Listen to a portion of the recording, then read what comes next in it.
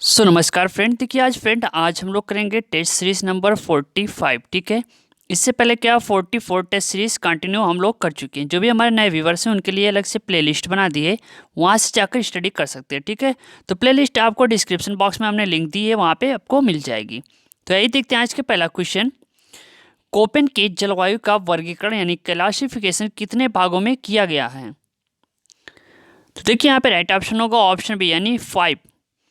Germany के मौसम विज्ञानी व्लादिमीर कोपेन ने विश्व की जलवायु को 5 भागों में वर्गीकृत किया। ठीक है। कोपेन ने जलवायु के वर्गीकरण में वनस्पति के वितरण और जलवायु के बीच घनिष्ठ संबंध स्थापित किया। ठीक है।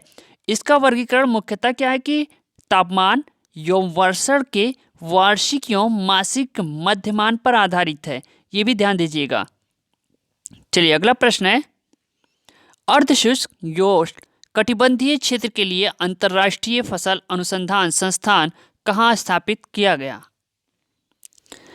तो इसका राइट ऑप्शन होगा ऑप्शन ए यानी हैदराबाद। देखिए अर्धशुष्क उष्ण कटिबंधीय क्षेत्र के लिए अंतर्राष्ट्रीय फसल अनुसंधान संस्थान की स्थापना पाटन चेरू हैदराबाद में की गई, जबकि आपके केंद्रीय शुष्क क्षेत्र फसल अनुसंधान संस्थान जोधपुर राजस्थान में है। ठीक है, ये भी ध्यान दीजिएगा। चलिए अगला प्रश्न है, मौसम के आधार पर भारत में चावल की कितनी किस्में पाई जाती हैं? देखिए यहाँ पे राइट ऑप्शन होगा ऑप्शन सी 3। अगर हम बात करें तो मौसम के आधार पर भारत में चावल की 3 किस्में पाई जाती हैं, जिसमें शीतकालीन यानी अगहनी या अमन, शरतकालीन कुंवारी या ओस और ग्रीष्मकालीन बोरो कहा जाता। ठीक है। भारत के पश्चिम बंगाल और असम राज्य में चावल की तीनों किस्मों अमन, ओस, बोरो को उगाया जाता है। ठीक है। चलिए अगला प्रश्न है, निम्नलिखित ताप विद्युत केंद्रों में से गैस आधारित ताप विद्युत केंद्र नहीं है। तो यहाँ पे राइट ऑप्शन होगा ऑप्शन डी यानी तालचेर। देखिए अगर हम बात करें तो तालचेर कहाँ पे है? अंगुल उड़ीसा में स्थापित कोयला आधारित ताप विद्युत केंद्र है। ठीक है, कहाँ पे है? उड़ीसा में। चलिए अगला प्रश्न है, देखिए सूची 1 एवं सूची 2 से सुमेलित करें तथा कोड के प्रयोग से सही उत्तर चुनिए। अनुसंधान केंद्र एवं यहाँ पे स्थान दिया हुआ है। चलिए बताइए इसका राइट ऑप्शन कौन सा होगा? ठीक है, सो यहाँ पे राइट ऑप्शन होगा ऑप्शन ए। देखिए रमन अनुसंधान केंद्र आपके कहाँ पे है? बेंगलुरु में। ठीक है। हाई एल्टीट्यूड रिसर्च केंद्र आपके कहाँ पे है? गुलमर्ग। ठीक है। गुरु जल बोर्ड की अगर हम बात करें तो यह है आपके मुंबई में। परमाणु पदार्थ निदेशालय आपकी कहाँ पे है? हैदराबाद में। ठीक है। तो इस तरह से इसका सुमेलन होगा फ्रेंड। चलिए अगला प्रश्न है, निम्नलिखित में से किसका निर्माण निक्षेपण क्रिया के परिणाम स्वरूप होता है? तो यहाँ पे राइट ऑप्शन होगा ऑप्शन डी स्टैलेग्माइट। अगर हम बात करें तो स्टैलेग्माइट का निर्माण कास्ट क्षेत्रों में गुफाओं की छत से टपकने वाले चूने मिश्रित जल के एकत्र होने से होता है। ठीक है, जबकि इन सभी का निर्माण आपके अपरदन क्रिया के फलस्वरूप होता है। ठीक, चलिए अगला प्रश्न है,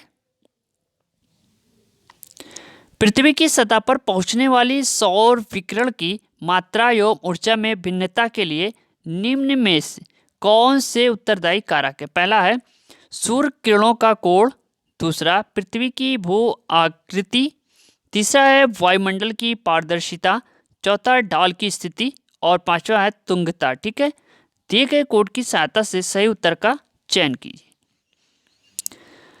तो यहाँ पे राइट ऑप्शन होगा ऑप्शन डी उपयुक्त सभी। ठीक है, तो ये पांचों ऑप्शन क्या है? सही होंगे।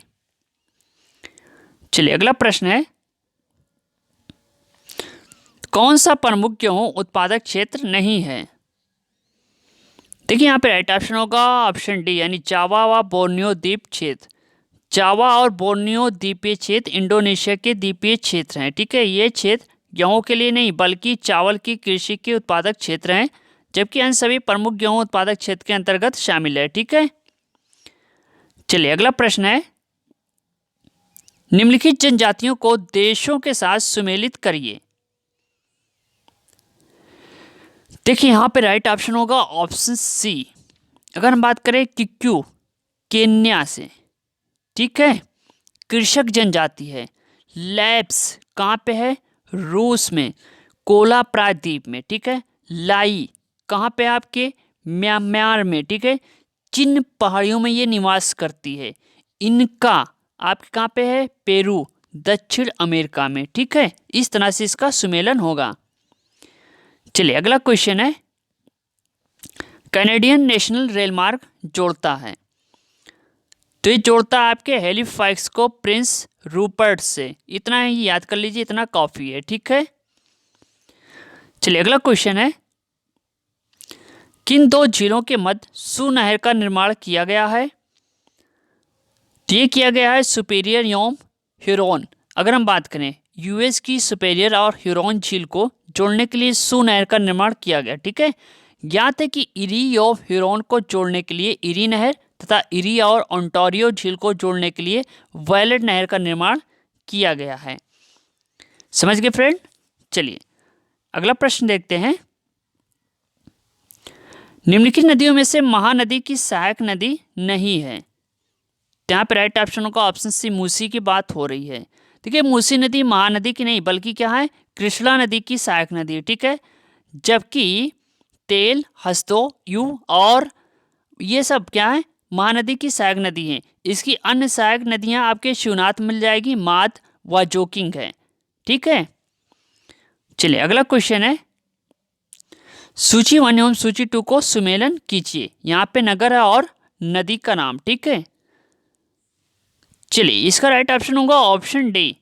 देखिए सुत कांगेडोर कहाँ पे है? दाश्क नदी। रंगपुर कहाँ पे है आपके? मादर नदी, ठीक है। चनहुदड़ो कहाँ पे है? सिंधु नदी। सुत काको कहाँ पे है आपके? शादी कौर नदी, ठीक है। इस तरह से इसका सुमेलन होगा, समझ गए। चलिए नेक्स्ट क्वेश्चन की तरफ,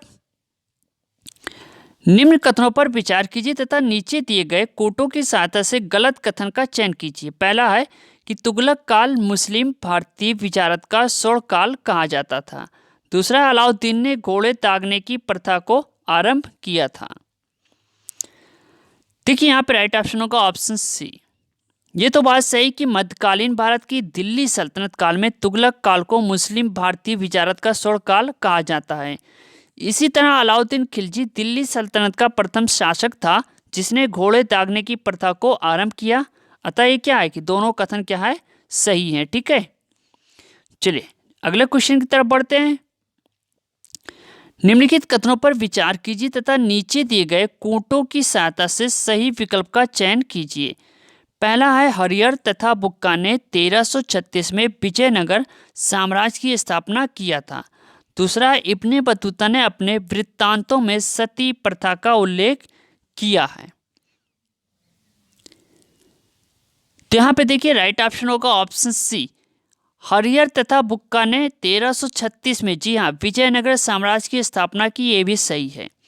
इब्ने बतूता ने अपने वृत्तांत में सती प्रथा का उल्लेख किया, तो ऑप्शन 2 भी क्या है? सही है। चलिए अगला क्वेश्चन,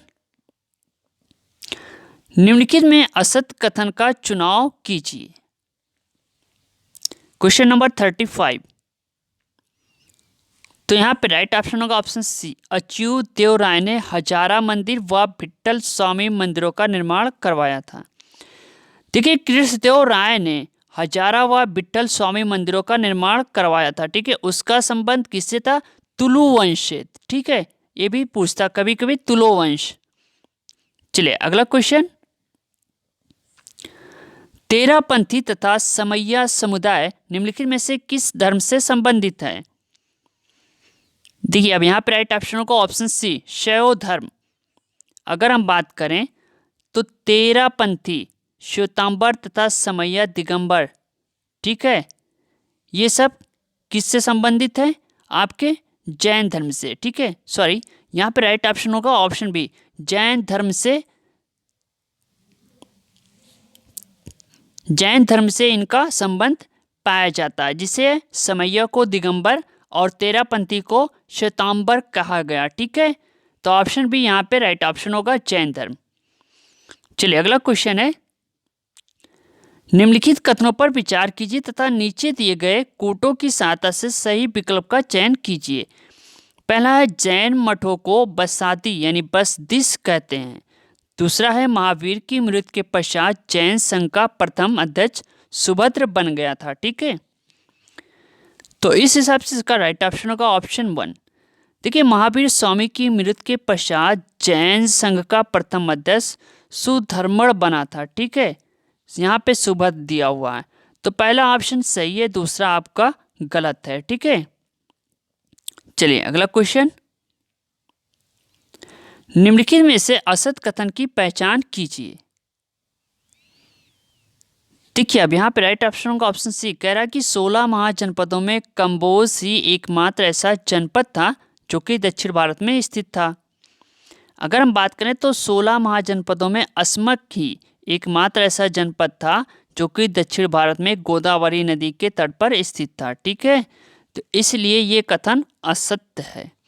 यहाँ पे क्या होगा आपके अस्मक। ठीक है, कंबोज नाम नहीं होगा। चलिए अगला क्वेश्चन है, सूची 1 को सूची 2 को सुमेलित कीजिए। यहाँ पे है शासक और राज्य का नाम। देखिए, अब यहाँ पे राइट ऑप्शन होगा ऑप्शन डी। ठीक है, अंतियोग कहाँ का राज है? आपके सीरिया का शासक अंतियोग। तुर्मै ये कहाँ का राजा था? मिस्र का। अतिकीनी ये कहाँ का था? मेसिडोनिया। ठीक है, मग कहाँ का था? एपिरस का। अंतियोग कहाँ का था? आपके सीरिया। तुर्मै मिस्र से संबंधित, अतिकीनी मेसिडोनिया से, मग एपिरस से। ठीक है, तो फ्रेंड ये था टेस्ट सीरीज नंबर 45। ठीक है, इससे पहले 44 टेस्ट सीरीज हम लोग कर चुके हैं। इसकी लिंक आपको डिस्क्रिप्शन बॉक्स में मिल जाएगी। ये सारे टॉप क्लास के पीसीएस एग्जाम के क्वेश्चन है। ठीक है, जो आपके पैटर्न चेंज हुए हैं उस पर आधारित है। ठीक है, तो इस हिसाब से आपके क्वेश्चन आ रहे हैं। हालांकि 2021 में, ठीक है, जिसने भी पेपर दिया होगा उसको मालूम होगा कि पूरा पैटर्न ही चेंज है और काफ़ी टफ क्वेश्चन इसमें पूछे जा रहे हैं। मिलते हैं नेक्स्ट वीडियो के साथ। थैंक यू, धन्यवाद, जय हिंद, जय भारत।